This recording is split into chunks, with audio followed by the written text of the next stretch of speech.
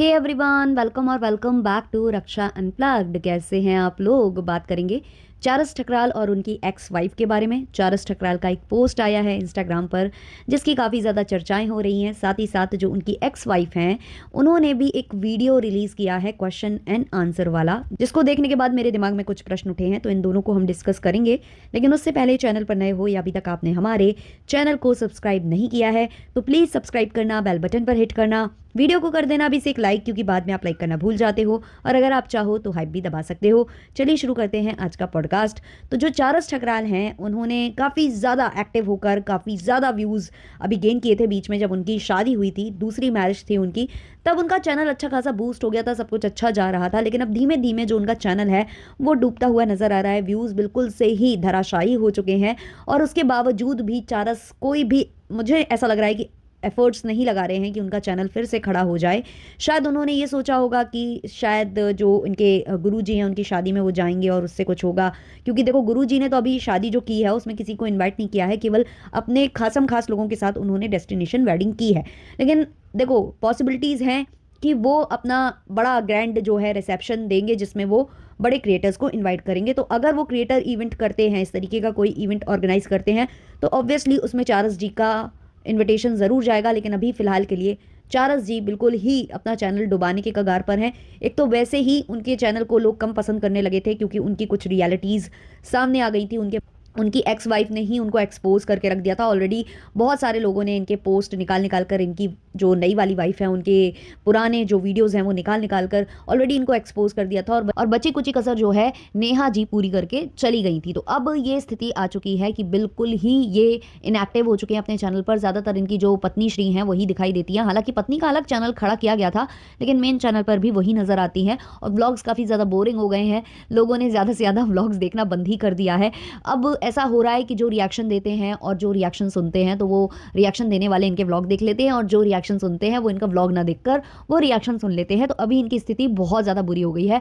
और जो फैमिली का डंका पीटा करता था, बहुत ज़्यादा मतलब परिवार को लेकर चलने वाला, अपने मॉम डैड की बातें करने वाला, सब कुछ अब इनके जो चैनल्स हैं उस पर अगर अजीबोगरीब चीज़ें आएंगी तो ऑब्वियसली लोगों को हजम नहीं होती है। इससे पहले भी ये जब थाईलैंड या इधर ही कहीं की ट्रिप पर गए हुए थे, तो इन्होंने ऐसी एक पिक तब भी अपलोड की थी और अभी दोबारा से इन्होंने अपलोड की है। तब भी जो चारस हैं उनको उस पोस्ट पर काफ़ी ज़्यादा हेट मिला था, और आज भी दोबारा से इन्हें बहुत ज़्यादा हेट मिल रहा है। लेकिन शायद ऐसा लग रहा है कि अब इन्हें हेट से फ़र्क नहीं पड़ता है, क्योंकि वो हो जाता है ना कि अब तो हम एक्सपोज हो ही चुके हैं, अब तो हमारे बारे में सबको पता ही चल चुका है, अब हम क्या ही अच्छा बन के कर लेंगे।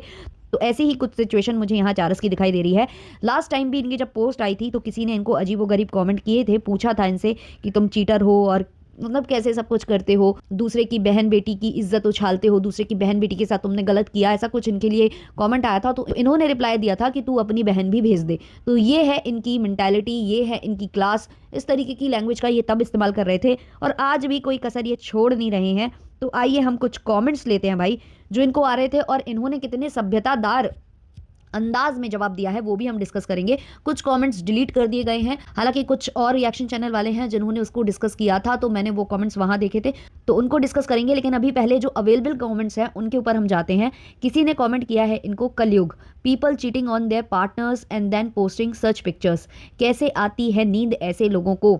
तो यहाँ रिप्लाई देते हैं चारस जी कि नींद आती है, सुकून की आती है, पर तुम्हारी प्रोफाइल देखी मैंने अभी, तुम्हें सच में नींद की बहुत ज़रूरत है। तो ऐसा रिप्लाई दे रहे हैं ये लोगों के लुक्स पर, लोगों की फोटो और प्रोफाइल विजिट करने के बाद इस तरीके के कमेंट्स। एक बड़ा व्लॉगर जो कि लगभग 5 मिलियन का चैनल ओन करता है और अच्छे खासे फॉलोअर्स इंस्टाग्राम पर भी ओन करता है, वो अगर ऐसी लैंग्वेज पर उतरता है तो समझ जाइए यार कि हमने किनको इन्फ्लुएंसर बना दिया है।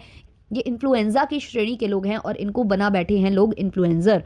तो जैसे ही इन्होंने रिप्लाई दिया वैसे इनको भी रिप्लाई मिलता है, वही सेम जो है वो कमेंट करती है इनको वापस से, अबे जाना छपरी, तेरे जैसे सदर बाजार में कितने घूमते हैं, लोगों की प्रोफाइल पर जाकर उनकी शक्ल देखने से अच्छा अपने गिरेबान में झांक, कितना नीच है तू चीटर। फिर किसी ने इनको कमेंट और क्या हुआ है, एक और कमेंट है, कितना भी बन जाओ गवार ही लगोगे मिस्टर ठकराल। तो उसको ये रिप्लाई देते हैं, हाँ देखी तेरी डीपी मैंने। इनको दोबारा से रिप्लाई मिला है, हाँ तो देख लेना जैसी भी है, बनावटी नहीं है तेरे जैसी। तो ऑब्वियसली आप जो यहाँ सोशल मीडिया पर प्रेजेंट करते हो और अंदर क्या था वो एक तरीके से बनावटी ही था ना। जब वो बबल फूटा तो आपका पूरा का पूरा जो असली चेहरा है वो सामने आ गया। किस तरीके से आपने मैनिपुलेट किया था ऑडियंस को, किस तरीके से गलत नाम बताया था, किस तरीके से आपने ऑडियंस को फूल बनाया, वो सब आप जान चुके हैं। आपकी की ही बातों को जो है यहाँ पर लोगों ने झूठा होते हुए देखा है। आपने कहा था मेरी पत्नी ऐसे कपड़े नहीं पहनती, कपड़े भी पहन रही है और पहले भी पहनती थी, वीडियोस अवेलेबल हैं। आपने कहा कि उसका कोई अकाउंट नहीं है, ना इंस्टा ना एफबी ना कुछ, वो भी क्लियर हो गया कि है।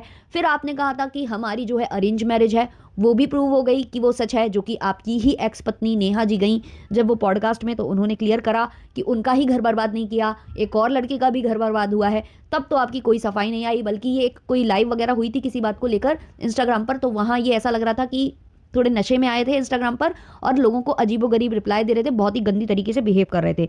एक और कमेंट है जिसको मैं उतने अच्छे से रीड तो नहीं कर पा रही हूँ, बट इसका मतलब मुझे यही समझ में आ रहा है कि छोटे बच्चे को लेकर किया जा रहा है कि कोई छोटा बड़ा ये पोस्ट देखेगा तो कैसा लगेगा। तो यहाँ पर ये जवाब दे रहे हैं कि बच्चे दूर ही रहें इस पोस्ट से।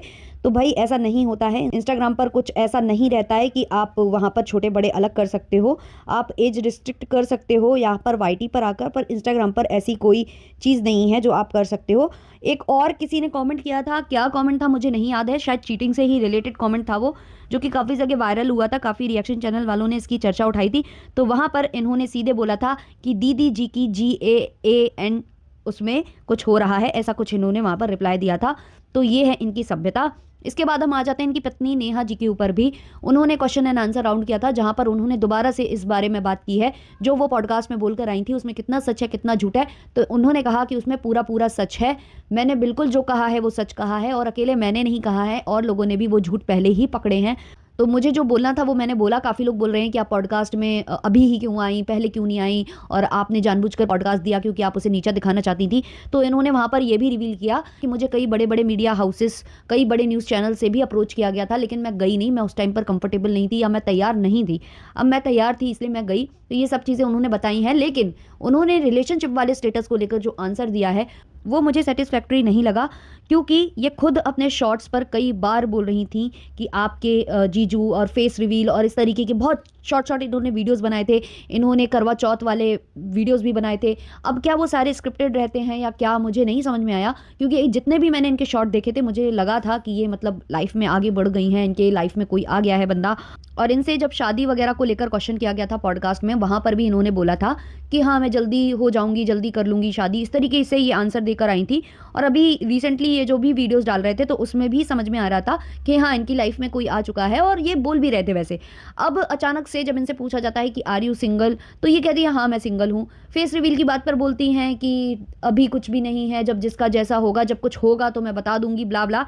तो मतलब क्या सिंगल और मिंगल का इनके मतलब अलग ही कुछ है क्या? क्योंकि इन्होंने कहा था कि सिचुएशनशिप, बेंचिंग और इन सब चीज़ों में मैं विश्वास नहीं रखती हूँ, है ना। मैं लॉन्ग टर्म के बारे में सोचती हूँ, मैं ये सोचती हूँ कि अगर मैं किसी से रिलेशनशिप में आऊँगी तो मैं उससे शादी करूँगी, ऐसा कुछ मेरा मानना है। मैं थोड़ा सा मतलब पुरानी सोच की हूँ। ये भी बातें ये स्टेटमेंट दे चुकी हैं ऐसे।